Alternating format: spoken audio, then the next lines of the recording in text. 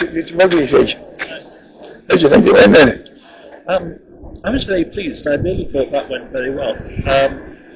The arguments were very well put over by Joanna Cherry.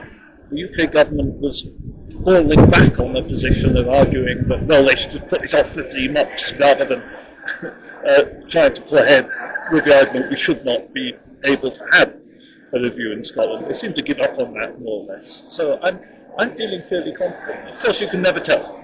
You absolutely can never tell what the judge is going to do. But I believe we are going to get a judicial review in Scotland, and I believe we're going to get it quickly. I noticed Joanna finished a thing that, assuming of course that the English court get it right, chuckle, which was an absolutely brilliant way to finish. Yeah, I think the notion that in the interests of not having conflicting decisions, you should not be able to hear a court in Scotland. That's the whole point. We want to get a conflicting decision. That's why we're doing it. And I think Joanna made that point very plainly, that the English courts are very capable of getting it wrong. And I suspect might well get it wrong. We've seen all kinds of dodgy things happening down in England. We saw the judges changed at the last minute in this case for ones who would be less sympathetic to us. So, yeah, I'm feeling good. That was one of our better days in court. I feel like it really went well. You're out as a supporter of Palestine Action in the court. Are you afraid these police are going to grab you and take you away? I was acted as a historic supporter of Palestine Action.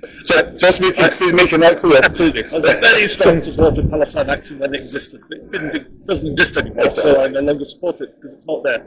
But yeah, no, that was quite interesting. I was very happy that the court seems to have accepted that I do have standing and accepted the affidavits from me and from Kudo Mori about my involvement with Palestine Action over the years. So that was good. I'm pleased at that point because trying, for the UK government trying to avoid a challenge to the arrest of hundreds of people by saying I don't have standing. It's just a pathetic news. Yeah. That really is pretty dodgy.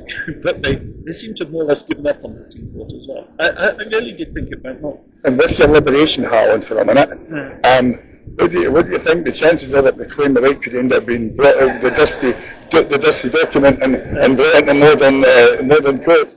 Well, it got a mention today, strangely enough, by the government side. It wasn't in our initial note of appeal. It wasn't in our initial grounds for judicial review because the legal team we had at that time didn't think it was a valid argument.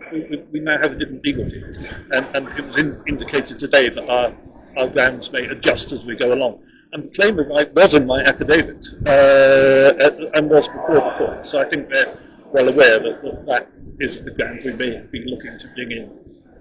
Brilliant. Thank you, Chief Murray, Truth Teller, and Ambassador for Liberation Scotland, and former member of Palestine Action. Thanks very much, Chief. Thank you. Exhausted.